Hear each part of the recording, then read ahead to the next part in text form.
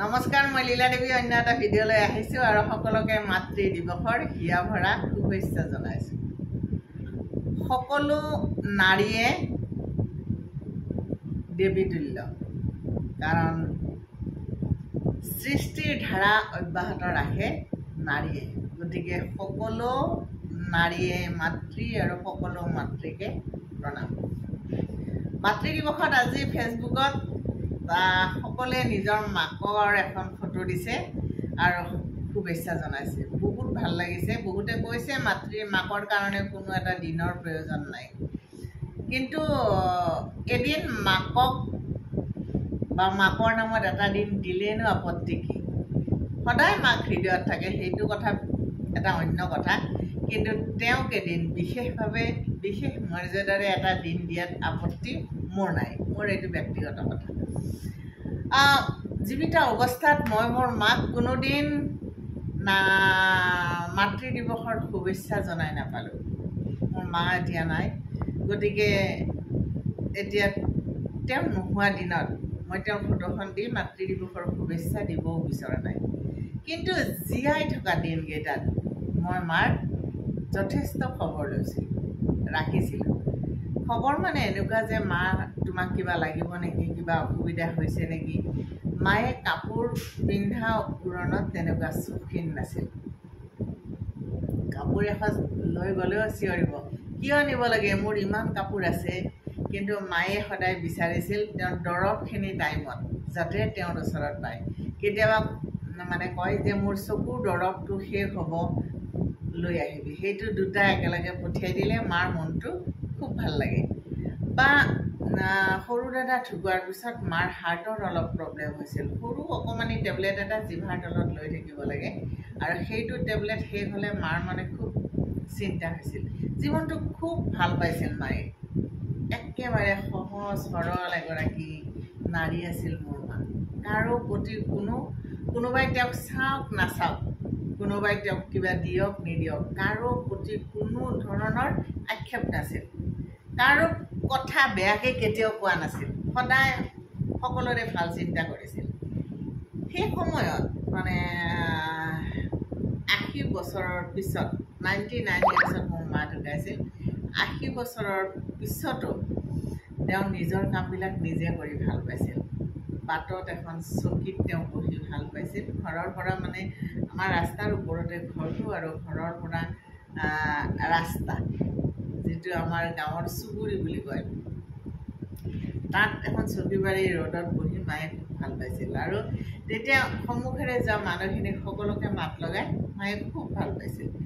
বাবু ভালনে, প্ৰদীপ ভালনে, ধন তই ভালে আছনে, তই পথাৰত গৰু দিব যাবি নেকি, এই ধৰণৰ কথা বতৰা। আৰু সকলোৱে আমাৰ গাঁৱত আমাৰ গাঁৱত সেই সময়ত মানে মায়ে আছিল আটাইতকৈ বয়সস্থ। গতিকে মা আছিল সকলোৰে ডাঙৰ আবু। সকলোৱে মৰম কৰিছিল। এনেকুৱা খুব কম মানুহ আছে যিয়ে আহি মাক মানে খবৰ লোৱা নাছিল। সকলোৱে মানে মৰম কৰিছিল, চেনেহ কৰিছিল, আৰু মা তেনেকুৱা মৰমীয়ালো আছিল। মায়ে বিচাৰিছিল যে তেওঁৰ সন্তানকেইটা মাজে মাজে ঘৰলৈ আহক। ডাঙৰ দাদা আৰু ভাইটি ঘৰতে আছিল। পিছলৈ অৱশ্যে মাজু দাদা আৰু বৌ গ'ল, কিন্তু বাকী আমাৰ 4জনী ছোৱালীৰ বিয়া হ'ল। সৰু দাদা গুৱাহাটীতে থাকিল। গতিকে মায়ে বিচাৰিছিল মাজে মাজে সকলো ঘৰলৈ আহক, ঘৰখনত উৎসৱমুখৰ পৰিৱেশ এটাৰ সৃষ্টি হওক। সেই কথাটো মায়ে সদায় বিচাৰিছিল। কিন্তু বিচাৰিলেতো সকলো নহয়, মানুহৰ সাংসাৰিক ব্যস্ততা বাঢ়ে। কিন্তু যিমান পাৰোঁ আমি যাবলৈ চেষ্টা কৰিছিলোঁ, আৰু মাৰ সকলোখিনি অভাৱ পূৰণ কৰাৰ চেষ্টা কৰিছিলোঁ। এই কথা ভাবিলে নিজৰ মনটোও মানে ভাল লাগি যায়। আৰু এতিয়া চাওক, মা নাই কাৰণে পূজা বিহুত ঘৰলৈ যোৱাৰ আগ্ৰহে নাথাকে। সেইটো ভাবি আৰু বেয়া লাগে। মা থকাৰ সময়ত কোনদিনা যাম মনত এটা অনবৰতে উগুল থুগুল ভাৱ এটা আহি থাকে। কিন্তু মা নাই কাৰণে আজি সেই ঘৰখন একদম মানে নিজৰ ঘৰ নলগা হৈ গ'ল। কাৰণ তাত এতিয়া মা দেউতাৰ অস্তিত্ব নাই, সকলো বেলেগ হৈ গ'ল। ঠিক সেইদৰে শহুৰৰ ঘৰখনৰো শাহুৱে বিচাৰে তেওঁৰ গোটেইকেইটা সন্তান আহক ঘৰলৈ। আৰু মোৰ শাহুৱে প্ৰায়ে কয় যে মই ঘৰখন এৰি ক'তো যাব নোৱাৰোঁ। তেওঁক আমি গুৱাহাটীলৈ আনি ইয়াত থকাৰ কাৰণে বহুত চেষ্টা কৰিলোঁ, কিন্তু শাহুৱে নাহে। কৈছে মোৰ যিদিনালৈ শৰীৰত শক্তি থাকে সেইদিনালৈ মই ক'তো নাযাওঁ। অসুখ বিসুখ হ'লে আহে, তাত বাহিৰে তেওঁ তেনেকৈ আহিব নোৱাৰে, কাৰণ ডাঙৰ দাদা আমাৰ শাৰীৰিকভাৱে কিছু দুৰ্বল। কিন্তু তেওঁ বিচাৰে গোটেইকেইটা সন্তান আহি থাকক। আমি প্ৰায়ে যাওঁ, কিন্তু বাকী দুটা সন্তান তেওঁ তেনেকৈ যাব নোৱাৰে। মোৰ দেওৰজনো ব্যস্ত প্ৰাইভেট কাম এটা কৰে, বা মোৰ ননন্দজনীৰো ঘৰখনত গৰু ছাগলী হাঁহ পাৰৰে খেতি বাতিৰে এখন ভৰপূৰ ঘৰ, সেইবিলাক এৰিও তাই যাব নোৱাৰে। কিন্তু যিমান দূৰ পাৰোঁ মই যাওঁতে ৰাস্তাতে তাইৰ ঘৰটো হয় কাৰণে মই ঘৰলৈ গ'লে প্ৰায়ে তাইক একেলগে লৈ যাওঁ আৰু আহোঁতে একেলগে থৈ আহোঁ। মায়ে সেইদিনা যেতিয়াই তাইক লৈ যাওঁ, মই জানো এটা কথা যে মই বোৱাৰী, মই যিমানেই মৰম নকৰোঁ কিয় মায়ে ননন্দজনী আহিলে বেছি ফূৰ্তি পায়। সেই কথাটো মই উপলব্ধি কৰিব পাৰোঁ। তাৰ বাবে মোৰ বেয়াও নালাগে, আক্ষেপো নাই, কাৰণ নিজৰ সন্তানৰ প্ৰতি নিজৰ মাকৰ আদৰটো সদায় বেলেগ। মোৰ শাহুৱে মোক বেয়া পায় সেইটো কথা নহয়, মোক খুব ভাল পায়, কিন্তু তেওঁ নিজৰ জীয়েকক সন্মুখত দেখিলে বেছি আনন্দ পায়। আৰু সেইটো কাৰণে মই যেতিয়াই যাওঁ মোৰ ননন্দজনীক লগত লৈ যাবলৈ মই সদায় চেষ্টা কৰোঁ। মাক দেউতাকে সেইখিনিয়ে বিচাৰে যে মোৰ সন্তানটো আহক, মোৰ অলপ খবৰ লওক, মৰমেৰে এষাৰি মাত দিয়ক, সিমানখিনিয়ে আশা কৰে। বাকী ধৰক চলিবলৈ আজিকালি বিশেষ অসুবিধা কাৰোৱে নহয়। তেওঁ সাধাৰণ পৰিয়াল এটাত আজিৰ সমাজ ব্যৱস্থাত সাধাৰণ পৰিয়াল এটাত মাকগৰাকী চলিবলৈ খুব বেছি এটা, যদিও অসুখ নহয়, অসুখ হ'লেও মই এটা কথা কওঁ, মই শাহুৰ লগত কেতিয়াও কাকো ভাগ বতৰা নকৰোঁ যে মোৰ শাহুৰ অসুখ হ'ল, মোৰ দেওৰে পইচা দিব লাগিব, মোৰ ননন্দে দিব লাগিব, ময়ো দিম, সমান সমান ভাগ হ'ব লাগিব, সেই ধৰণৰ কোনো ভাগ মই কেতিয়াও নকৰোঁ। মোৰ সামৰ্থৰে মই যি পাৰোঁ মই দিছোঁ। মই কোনোবাই দিছে নিদিছে মই কেতিয়াও লক্ষ্য নকৰোঁ, কাকো কেতিয়াও নকৰোঁ। কাৰণ ঈশ্বৰে আমাক পঠিয়াইছে মাতৃৰ যোগেৰে। মোক মাৰ গৰ্ভত পঠিয়াইছে, মোৰ হাজবেণ্ডক তেওঁৰ মাকৰ গৰ্ভত পঠিয়াইছে। মোৰ মাকো মই যত্ন লৈছোঁ, মোৰ শাহুকো মই যত্ন লৈছোঁ। আৰু মই প্ৰত্যেক সন্তানকে সেইটো ক'ব বিচাৰোঁ যে নিজৰ মাক দেউতাকৰ যত্ন লোৱাটো প্ৰত্যেকগৰাকী সন্তানৰে দায়িত্ব। এবাৰ যিমান ব্যস্ত নহওক, আপুনি যিমান দূৰত নাথাকক, যিমান ব্যস্ত নহওক, এটা দিন আপুনি মাৰ ওচৰত আহি থিয় হওক।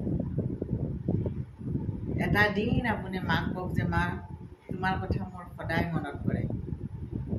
গোটেই বছৰটোৰ কাৰণে মা সুখী হৈ যাব। এটা দিন তেওঁৰ কাষত থিয় হৈ কওক যে মা, তুমি দিয়া শিক্ষাৰে মই জীৱনটো চলাই লৈ গৈছোঁ। এটা দিন মাৰ কাষত থিয় হৈ আপুনি কওক যে মা, তোমাৰ কথাই, তোমাৰ মুখৰ ছবিয়ে মোক মাজে মাজে আৱেগিক কৰে, আৰু তোমাৰ সেই কথা, তোমাৰ সেই মাত, তোমাৰ সেই আচৰণ, তোমাৰ সেই কাম কাজ, সেইবিলাকৰ কথা মই মোৰ ল'ৰা ছোৱালীকো কওঁ।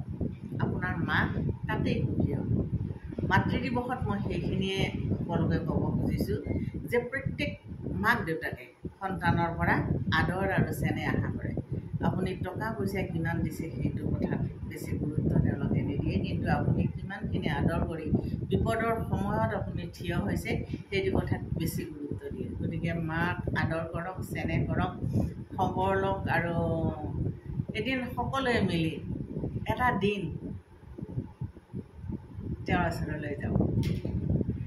এয়া মাতৃ দিৱসৰ দিনাই যে তেনেকুৱা নহওক, মাতৃ দিৱসৰ দিনা আপুনি নোৱাৰিবও পাৰে, কিন্তু কিবা উৎসৱ পাৰ্বণ বা অন্য ঘৰুৱা অনুষ্ঠান এটা আপোনালোকে পাতি হ'লেও মাৰ ওচৰলৈ আহক। আজি বহুত মাতৃক দেখিছোঁ সন্তানবোৰ নাহে। মোৰ সৰু দাদাও বেছি যোৱা নাছিল, মা সেইটো কথাত বহুত দুখী আছিল। মনত পৰে কথাবিলাক। মোৰ শাহুও মোৰ দেউৰটো বেছি দিন নগ'লে বহুত দুখ কৰে। গতিকে এই কথাবিলাক দেখিছোঁ, আৰু দেখি দেখি মই গৈছোঁ আৰু এনেকুৱা বহুত এইটো মোৰ নিজৰ কথা কিন্তু বাহিৰৰ এনেকুৱা বহুত দেখিছোঁ যে বছৰ বছৰ ধৰি সন্তানে মাক দেউতাকৰ ওচৰলৈ নাযায় নিজৰ ল'ৰা ছোৱালীৰ পঢ়াৰ অজুহাত চাকৰিৰ অজুহাত সকলো অজুহাত ভাঙি চিঙি এদিন আপুনি মা দেউতাৰ ওচৰলৈ যাওক তেওঁলোকক আপোনাৰ ভাল পোৱা যাচক এইখিনিয়ে মোৰ ক'বলগীয়া অভিজ্ঞতাৰ পৰা যদি কিবা ভুল কৰিলেও ক্ষমা কৰিব যদি বেয়া পাইছে তথাপিতো চৰি ক'লোঁ আৰু কিন্তু মোৰ মনৰ কথাখিনি আপোনালোকক জনালোঁ ধন্যবাদ